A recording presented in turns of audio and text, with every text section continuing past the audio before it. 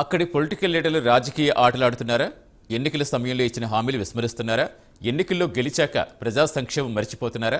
అందుకే ఆ ప్రాంతంలో అభివృద్ధి అంతంత మాత్రమేనా? ఎవరు ఎమ్మెల్యే అయినా అక్కడ సమస్యలు ఎక్కడ వేసిన గొంగలి అక్కడికనే ఉన్నాయా? కాలం గడిపేస్తూ పబ్బం గడుపుతున్న ఆ నేతలెవరు?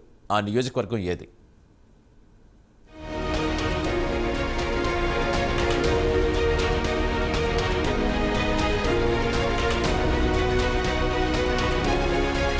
నిజామాబాద్ జిల్లా బోధన్ నియోజకవర్గం ఎన్నికల స్టంట్లో భాగంగా నెరవేరని హామీలతో ప్రజలను మభ్యపెట్టి ఓట్లు దండుకొని ఎమ్మెల్యే కుర్చీలో ఆసీనులవుతున్నారు అక్కడి ఎమ్మెల్యేలు. ప్రజల అండతో ఎమ్మెల్యేలు గెలుస్తూ బోధన్ నియోజకవర్గ అభివృద్ధిలో మాత్రం వారి తీరు మారడం లేదు.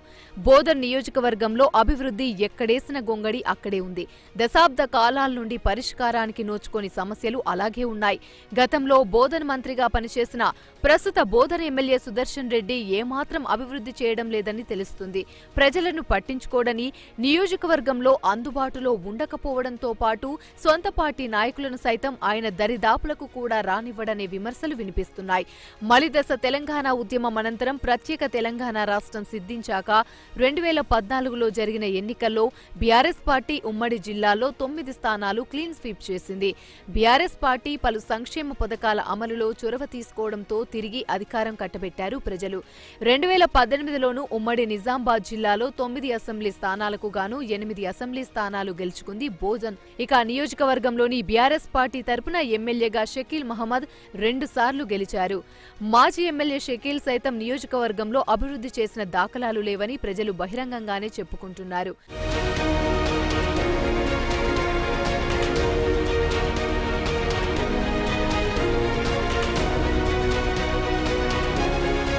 ప్రభుత్వం డబుల్ బెడ్రూములు నిర్మించాలని నిధులు మంజూరు చేసిన నియోజకవర్గంలో మండలాల్లో, పట్టణాల్లో నిర్మించిన నిర్మాణ దశలో ఉన్న ఇల్లు కూడా ఇప్పటి వరకు పంపిణీ చేయలేదు. పైగా నాటి బీఆర్ఎస్ ప్రభుత్వం దళిత బంధు పథకం అమలు చేసిన మొదటి దఫా తమ పార్టీ నేతలు అనుచరులకే ఇచ్చుకున్నారన్న విమర్శలు వెల్లువెత్తుతున్నాయి. దీంతో పాటు బోధన్ నియోజకవర్గంలో చేపట్టిన అభివృద్ధి పనుల నిధులు రాక కుంటపడ్డాయి. మాజీ ఎమ్మెల్యే షకీల్ అమీర్ ఆగడాలను దృష్టిలో ఉంచుకొని మూడోసారి అధికారమిస్తే నియోజకవర్గంలో ఆగడాలు ఇంకా ఎక్కువ అవుతాయని భావించారట బోధన్ నియోజకవర్గ ఓటర్లు. దీంతో మూడోసారి షకీల్ అమీర్ను ఓడించారు. బోధన్ నిజాం షుగర్ ఫ్యాక్టరీని తెరిపించేందుకు షకీల్ ఏనాడూ ప్రయత్నం చేయలేదని అక్కడి స్థానికులు చెబుతున్నారు. 2014 తెలంగాణ రాష్ట్రంలో జరిగిన మొట్టమొదటి అసెంబ్లీ ఎన్నికల ప్రచార సమయంలో స్వయానా కేసీఆరే తాము గెలిచిన 100 రోజుల్లోనే నిజాం షుగర్ ఫ్యాక్టరీని తెరిపిస్తాం, ఫ్యాక్టరీకి పూర్వ వైభవం తీసుకొస్తాం, కార్మికులను ఆదుకుంటాం అన్న మాటలు కూడా నీటి మూటలయ్యాయి. ఇక కేసీఆర్ హామీనే నెరవేరలేదు. షకీల్ హామీలు అస్సలు నెరవేరవని ప్రజలు ముందుగానే ఊహించారు. ఇదిలా ఉంటే ఎన్నికల సమయంలో అప్పటికే ఎమ్మెల్యే షకీల్ పెత్తనం ఎక్కువైందని సొంత పార్టీ నేతల్లో అసహనం పెల్లుబీకింది. షకీల్పై అసంతృప్తికి గురైన కొందరు బీఆర్ఎస్ నేతలు కాంగ్రెస్ పార్టీకి మొగ్గు చూపి మాజీ మంత్రి సుదర్శన్ రెడ్డికి పట్టం కట్టారు.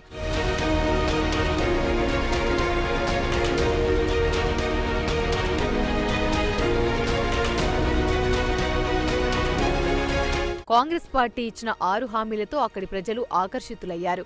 ప్రొద్దుటూరు సుదర్శన్ రెడ్డిని గెలిపించుకున్నారు. బీఆర్ఎస్ తరహాలో నిజాం షుగర్ ఫ్యాక్టరీ పునరుద్ధరణ చేస్తామని చెప్పి అధికారంలోకొచ్చారు.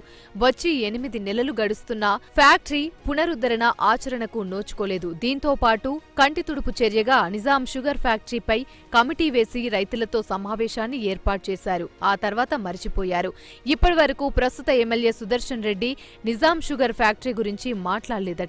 మాజీ ఎమ్మెల్యే షకీల్ హయాంలో ఫ్యాక్టరీ తెరుచుకోలేదు. బోధన్లో పెండింగ్ సమస్యల్లో మొదటిది నిజాం షుగర్ ఫ్యాక్టరీ.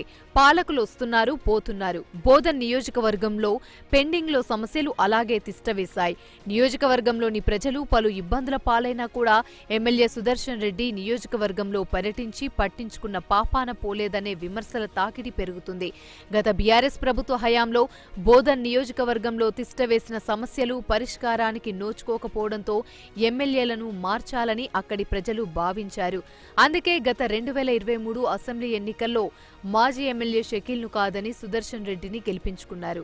గెలిచిన నాటి నుంచి బోధన్ నియోజకవర్గంలోనే ఉన్నా తమ వైపు కన్నెత్తి చూడ్డం లేదనే ఆలోచనలో పడ్డారట అక్కడి ప్రజలు. ఎమ్మెల్యే మారితే నియోజకవర్గం అభివృద్ధి చెందుతుందని భావించి ఓట్లేసిన ప్రజల కోసం ఎమ్మెల్యే సుదర్శన్ రెడ్డి నియోజకవర్గ ప్రజల సమస్యలు తెలుసుకుని పరిష్కరించాల్సిన అవసరం ఎంతైనా ఉంది. షకీల్ను కాదని సుదర్శన్ రెడ్డిని గెలిపించుకున్న బోధన్ నియోజకవర్గ ప్రజలకు ప్రస్తుత బోధన్ ఎమ్మెల్యే సుదర్శన్ రెడ్డి ఎలా అండగా నిలబడతారో చూడాలి మరి.